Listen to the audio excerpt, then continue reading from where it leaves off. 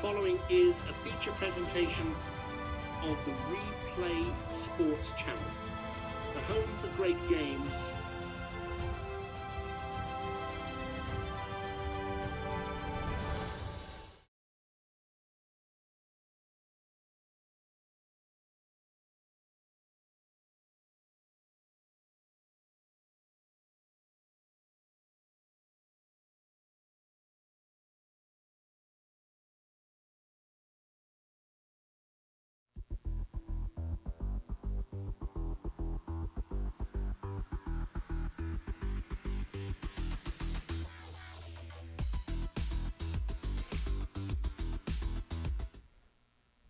This episode of the Replay Sports Channel is brought to you by Royal Retros, your ultimate one-stop shop representing the teams of the past.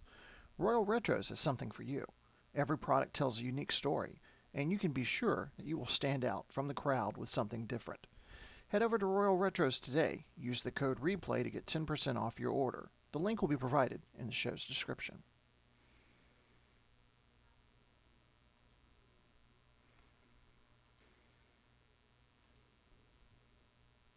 Welcome back to the Deep Dive. WFL Week 6 is officially here, and the league is really hitting that inflection point. It is. This is where momentum solidifies. And flaws become, well, just completely flagrant. We took all the research, all the articles, everything you shared with us, and we're going to give you the absolute shortcut to understanding the narratives driving these 7 matchups. That's the mission, right?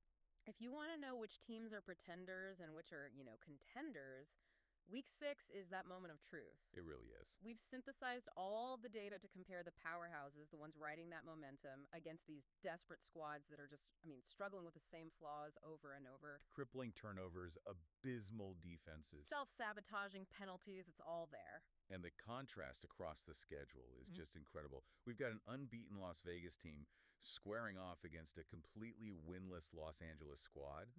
But then you have these really nuanced strategic clashes, like the league's best pass rush going against a quarterback who's making, his second start? His second start, yeah. So we're going to hit the statistical pressure points in every single division. Okay, let's unpack this and jump straight into the North Division and its extremes. Let's do it. The North gives us the starkest contrast right away. The 4-1 Chicago Fire visiting the 0-4 Pittsburgh Maulers. Yeah. Chicago is cooking, and Pittsburgh is just on the edge of disaster. The source material confirms it. Chicago is putting on a masterclass in efficiency right now. It's not just the stats. No, forget the stat sheet. They are surgically precise. Last week's 48-17 victory was all the proof you need. Baker Mayfield's season numbers. A 73.1% completion rate, a 117.0 passer rating. Right. Those don't just say he's good, they mean he's playing, MVP caliber football. He's making fewer than 10 bad decisions all game. And what makes them so dangerous is that balance. Right. You have Jahmyr Gibbs just chewing up yardage on the ground, but critically, their special teams are dynamic too. Cameron Dicker is drilling kicks from 58, 52 yards. And they even returned a blocked punt for a score. That forces a defense to prepare for every single phase of the game. Which is a complete nightmare when you look at Pittsburgh. Oh, it is. This is where the statistical flaws become just, flagrant. Pittsburgh has the worst total defense in the WFL, giving up 465 yards a game. Wow. But it's the 349 passing yards they allow that tells the true story. The film suggests their secondary is just consistently playing way too deep. They're terrified of getting beaten over the top. I see the strategic dilemma there.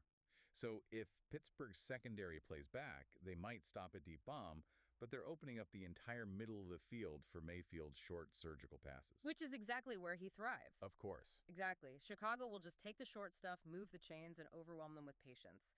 Our analysis, it has Chicago winning this one easily. 34-20. Okay, that makes sense. Now, moving to the second North Division game, we have a different kind of challenge. The 1-3 Cleveland Gladiators visiting the 3-2 St. Louis Battlehawks. And the narrative here is all about Cleveland's, strange identity crisis versus St. Louis needing to prove their offensive struggles last week were a fluke. It is. Wait, hold on a second. When you look at Cleveland's source data, it's truly wild. They had the league's worst rushing attack, 52.8 yards per game. And 0 rushing touchdowns through 4 games. 0. You could argue they're either trying to reinvent offense completely, or they just forgot they have running backs. It raises a pretty important question, right? Is that level of air dominance sustainable? Last week, Sam Darnold threw for 341 yards, and DJ Moore was, the source called him virtually unstoppable. 14 catches, 222 yards. Yeah. I mean, they controlled possession for over 36 minutes. They dominated the yardage. They covered a mountain of sins with that passing attack. But St. Louis is smarting after that beating from Chicago. Tua Tagovailoa absorbed 4 sacks. The offense sputtered. They only managed 235 total yards. And their only meaningful points came from a pick six. That's not a reliable path to victory? No, and that is the crux of it. St. Louis needs to reestablish their defense. They got 4 sacks last week, and they need that pressure to force Darnold back to earth. Exactly.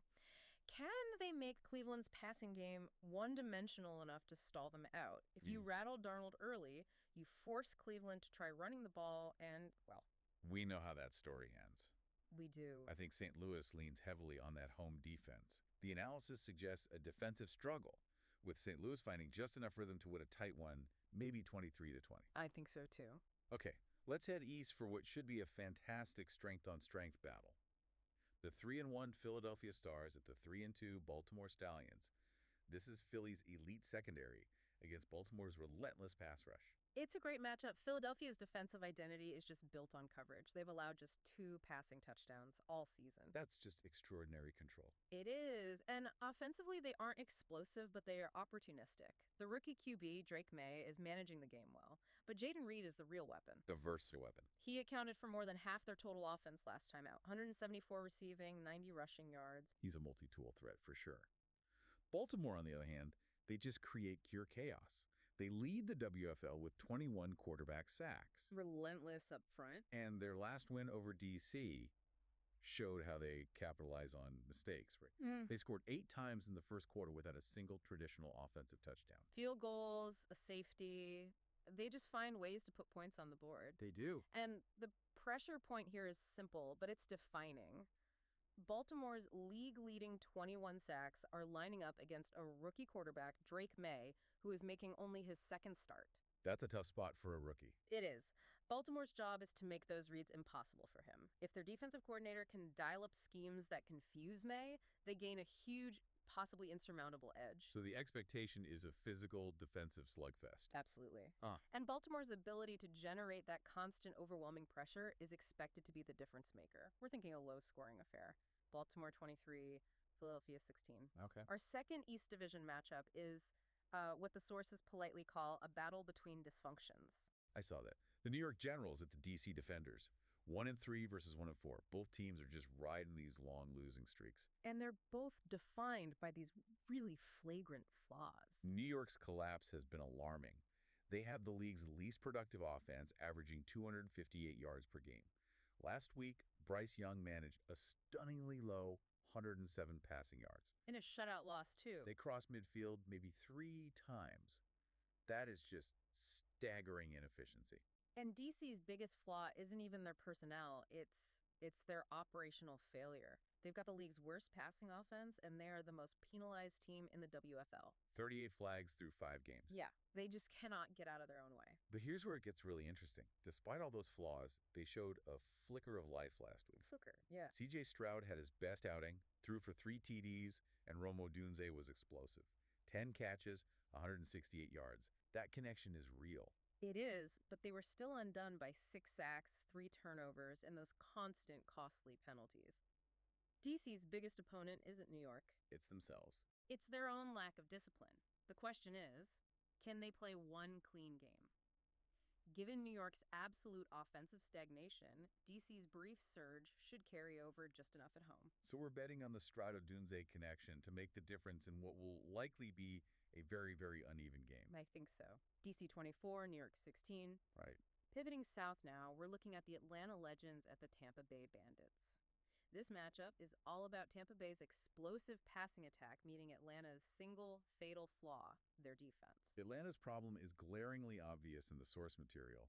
They surrender a league-worst 148.6 rushing yards per game. That's not just bad. No, that means they're giving up a first down roughly every 2 carries. When a defense is that porous up front, it collapses the whole structure.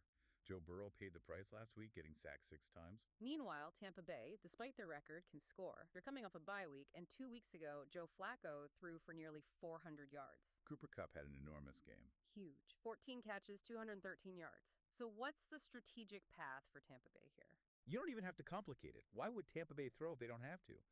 The strategic pressure point is Tampa's run game versus Atlanta's run defense. It's a massive opportunity. A huge opportunity for the Bandits to control the clock, keep that explosive Atlanta offense off the field, and then set up the Flacco Kupp connection off play action. When the defense is exhausted and forced to commit to the run. Exactly. I agree. The analysis suggests Tampa Bay exploits that weakness effectively. The extra rest gives them the edge. We've got Tampa Bay 27, Atlanta 20. Okay, so if Tampa Bay exploited a flaw, our next South Division game asks the inverse. Can speed and air tempo possibly overcome physical ball control dominance? This is a great one. It's a pivotal first-place showdown. Oh, The 3-1 Gunslingers visiting the 4-1 Americans. San Antonio is all about speed and tempo, and it's driven by Jared Goff, who is absolutely pushing himself into that MVP discussion.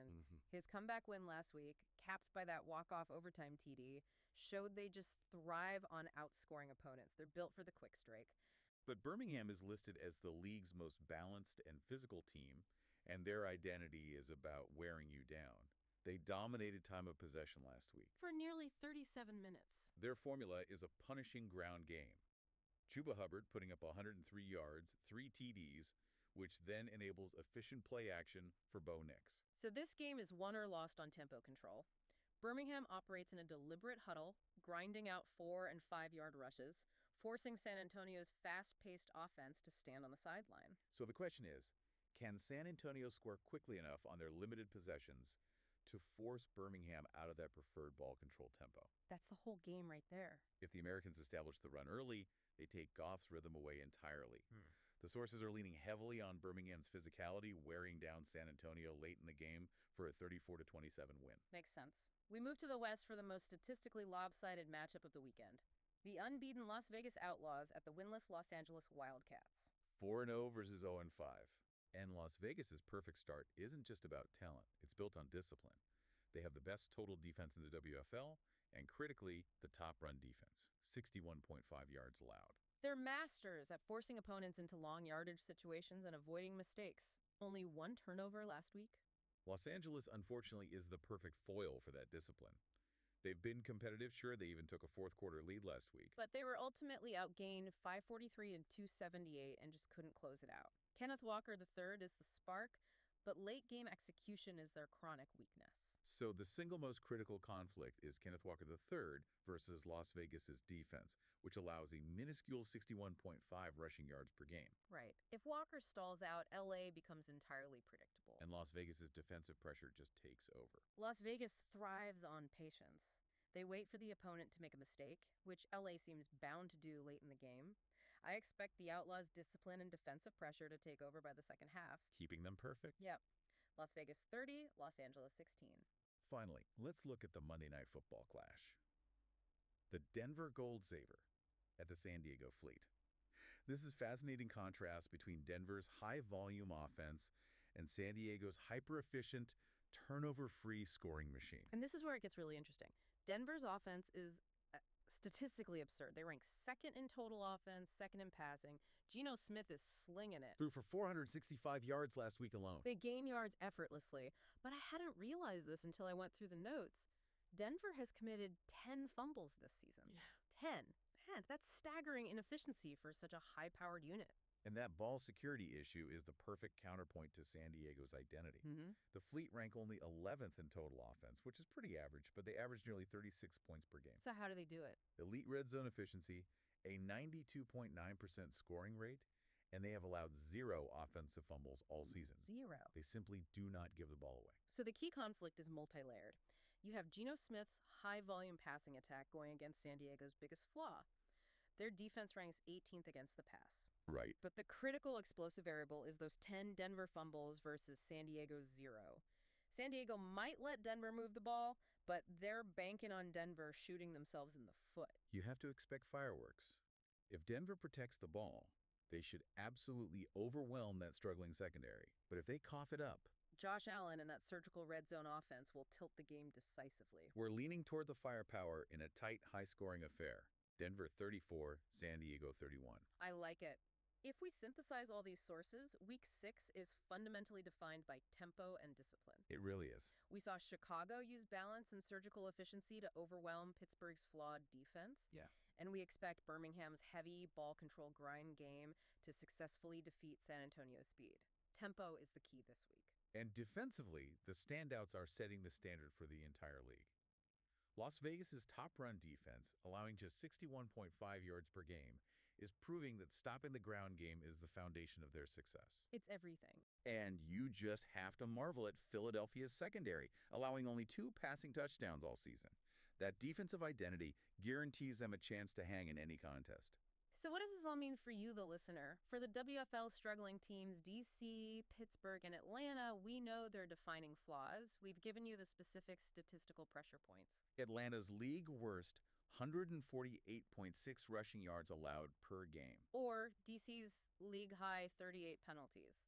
So, if you were coaching one of those teams, which single specific statistical failure would you have to fix first? Not second, not third. Right. Which one do you fix first for that team to earn a win this week? That specific decision point, well, that's what will decide their season. That is a great conceptual question to chew on as you watch the action unfold. That was our deep dive into WFL Week 6. Thanks for joining us.